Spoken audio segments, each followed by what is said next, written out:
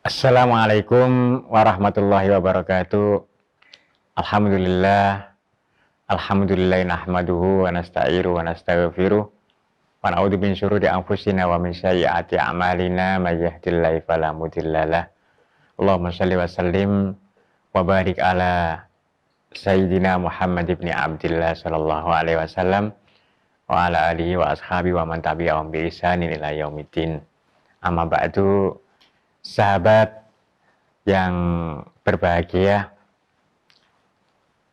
alhamdulillah hari ini kita masih dipertemukan di bulan yang mulia, bulan yang penuh berkah, bulan yang selalu dinantikan kehadirannya.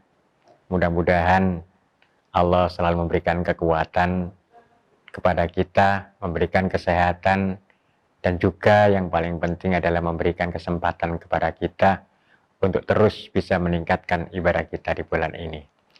Sahabat yang berbahagia, kembali saya sampaikan untuk episode kali ini melanjutkan yang kemarin, yakni bagaimana caranya kita bersyukur kepada Allah, atau apa yang dijanjikan oleh Allah ketika kita bisa menjadi orang yang bersyukur.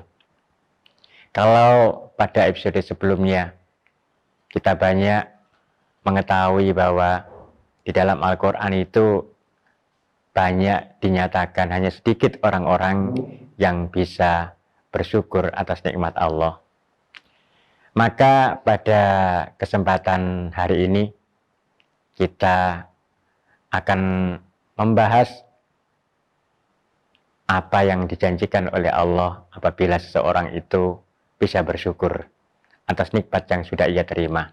Ada satu kisah, ada seorang suami istri yang sudah kakek nenek pergi ke sawah, berjalan di pematang sawah sambil bergandengan sepanjang perjalanannya. Kemudian dia berpapasan dengan suami istri yang pakai sepeda ontel pada saat itu. Kemudian si nenek tadi bilang kepada sang kakek, "Kakek, enak ya orang itu bisa naik sepeda, mungkin gak capek, gak sama dengan kita yang harus jalan mulai dari rumah sampai di sawah nanti." Kemudian suami istri yang pakai sepeda tadi berpapasan dengan orang yang pakai sepeda motor. Suami istri, sang istri yang pakai sepeda ontel tadi bicara kepada suaminya, "Bapak, enak ya orang itu pakai sepeda motor, mungkin gak capek seperti kita, kakinya mungkin gak capek karena harus diem saja, jalannya motornya sudah bisa jalan sendiri."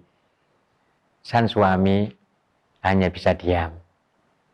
Kemudian si suami istri yang pakai sepeda motor tadi berpapasan dengan suami istri yang pakai mobil. Mungkin mobil itu masih mobil terbuka atau mobil yang masih kurang bagus. Tetapi suami istri yang pakai sepeda motor tadi, si istrinya berkata kepada suaminya, "Bapak, enak ya orang itu pakai mobil, sepanjang perjalanannya mungkin nggak panas, nggak seperti kita, panas ya kepanasan, kalau hujan ya juga terpaksa kehujanan. Alangkah enaknya kalau kita punya mobil kayak itu."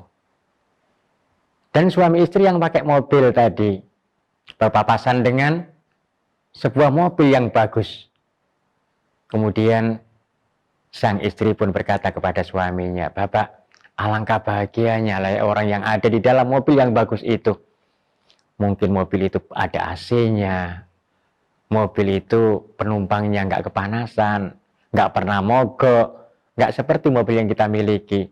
Kadang-kadang kita harus mendorong karena saking tuanya, dan kita juga kepanasan karena di dalamnya juga tidak ada AC-nya."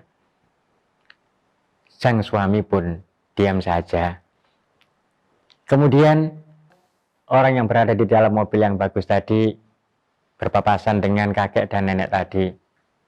Dia berkata dalam hatinya, ya Allah, alangkah bahagianya kakek dan nenek itu bisa bergandengan tangan sampai tua, sementara saya yang mempunyai harta yang banyak, keluarga kami seperti di neraka.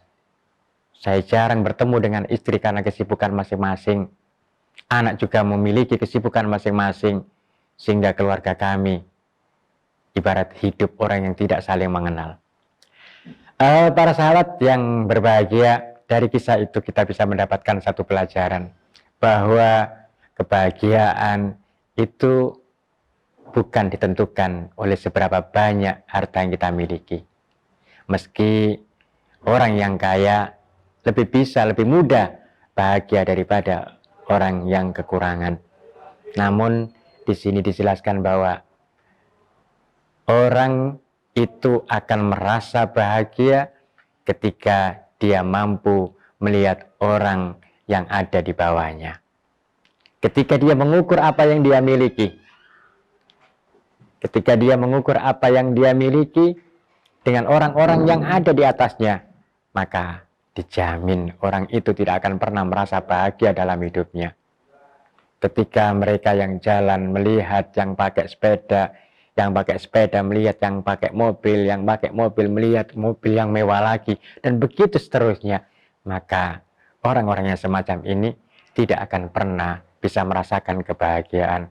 Sebagaimana disebutkan dalam Al-Quran, bahwa seberapapun banyak manusia itu dikasih, atau dalam sebuah hadis juga disebutkan, seandainya manusia itu dikasih satu gunung emas, pasti dia akan meminta, ya Allah, mengapa tidak 2 gunung? Ketika dia dikasih 2 gunung emas, dia pun kembali meminta, ya Allah, mengapa tidak 3 gunung? Dan begitulah seterusnya. Sahabat yang berbahagia, jadi inilah pentingnya. Kalau kita kepingin bahagia, maka untuk dunia kita, marilah kita melihat orang-orang yang ada di bawah kita. Dan ketika untuk akhirat kita, maka Rasulullah menganjurkan kepada kita agar kita iri kepada orang-orang yang ada di atas kita. Kalau ada orang yang lebih sholatnya banyak, maka kita iri. Mengapa dia bisa dan mengapa kami tidak? Mudah-mudahan ini akan menjadi pelajaran bagi kita, yakni bagaimana caranya agar hidup kita ini selalu bahagia di dunia. Sehingga doa kita, Rabbana atina fid dunya hasanah, ya Allah, berikan kami hidup yang bahagia, itu benar-benar bisa kita rasakan dan kita merasa bahwa Allah telah mengabulkan doa kita, yakni dengan cara kita selalu melihat untuk urusan dunia itu adalah melihat ke bawah. Untuk sesi selanjutnya mungkin ada pertanyaan sebelum nanti akan kita ambil satu kesimpulan. Pertanyaan dari aku, bagaimana caranya agar hidup kita selalu bahagia? Baik, pertanyaan yang bagus.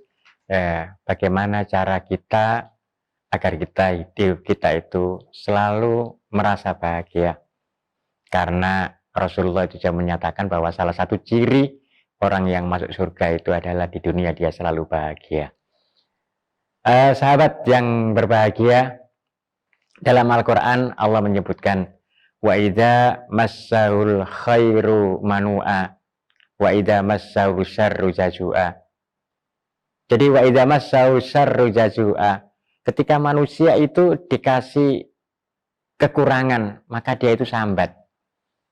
Wa idza masarul khairu manu'a, dan apabila manusia itu dikasih kesenangan, maka yang ada dalam pikirannya itu apa? Manu'a, dia kurang saja. Maka bagaimana caranya kita ini bisa menjadi bahagia dalam hidup kita? Sebagaimana tadi yang sudah disampaikan, bahwa ketika kita melihat dunia itu, marilah kita melihat ke bawah orang-orang yang ada di bawah kita. Ketika kita bisa berjalan, maka kita akan merasa bahagia kaki kita yang bisa berjalan. Ketika kita bertemu dengan orang yang sakit kakinya, ketika kita masih sehat bisa berjalan kemanapun, kita bisa bersyukur ketika kita melihat atau berpapasan dengan orang-orang yang sudah memakai tongkat atau kursi roda. Inilah cara yang Rasulullah ajarkan kepada kita, yakni ketika kita melihat dunia, marilah kita melihat orang-orang yang ada di bawah kita. Karena dengan begitu kita akan merasa bahagia bahwa Allah telah memberikan kelebihan kepada kita dibandingkan orang-orang yang ada di luar sana. Mudah-mudahan ini akan menjadikan pelajaran bagi kita dan bermanfaat bagi kita, dan mudah-mudahan kita selalu dijadikan oleh Allah menjadi orang-orang yang bahagia di dunia dan juga di akhirat kelak, sebagaimana yang selalu kita doakan, Rabbana atina fid dunya hasanah wa fil akhirati hasanah. Dan juga mudah-mudahan Allah memberikan kekuatan kepada kita, memberikan kesempatan kepada kita, sehingga kita bisa mengakhiri Ramadan nanti dengan penuh dengan kemenangan. Kurang lebihnya mohon maaf. Wabillahi taufiq wal hidayah, wabirridha wal inayah, Allah muwaffiq ila aqwamit thoriq. Wassalamualaikum warahmatullahi wabarakatuh. Allah